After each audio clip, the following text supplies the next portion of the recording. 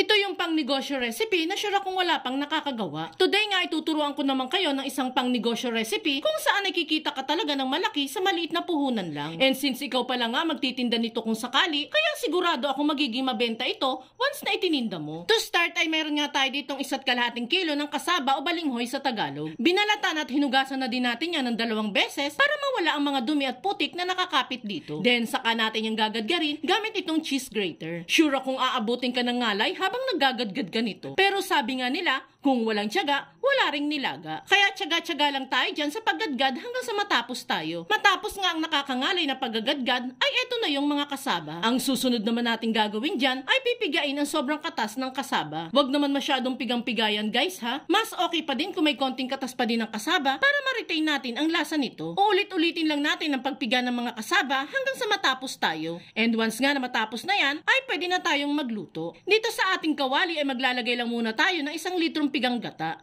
Medyo dadamihan po natin ang gata dito para sigurado tayong malulutong maigi yung ginadgad nating kasaba. Then saka tayo dyan maglalagay ng 3/4 cup lang ng segundang asukal. White or segunda ay pwede naman dito guys. Adjust nyo na lamang po ang asukal, depende sa preferred ninyong tamis. At saka ilagay ang 1 teaspoon ng ubi food coloring at 1 tablespoon ng vanilla extract. Maglalagay tayo ng food coloring para maging appetizing itong tingnan sa ating mga customer. At yung vanilla extract naman po is optional lang naman. For extra bango at extra flavor din kasi ang vanilla extract kapag naglalagay nito. Halu-haluin lang natin itong mixture hanggang sa matunaw na ang asukal at kumulay ng maigi ang food coloring. Then at this point ay pwede na nating buksan ang apoy ng nasa high heat para mas mabilis itong kumulo. Kapag nga po nakita na nating umuusok-usok na itong niluluto ay pwede nang ilagay yung ginadgad nating kasaba. Then saka haluin hanggang sa ma-absorb ng kasaba yung gata at maging sticky na ang niluluto. At kung nakaabot ka sa part ng video nating ito, it means na interesado ka sa pangnegosyo recipe na sinishare natin ngayon.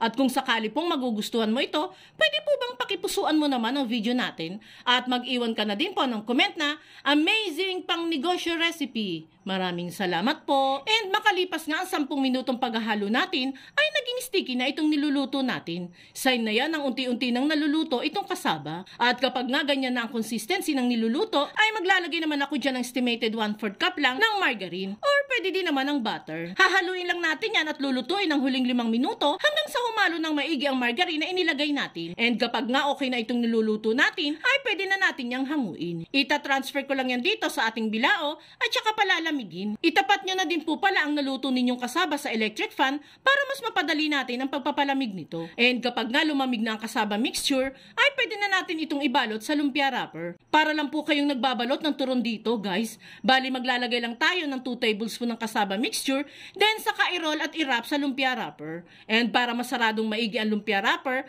magpapahid lang tayo ng tubig sa dulo nito. And that's it.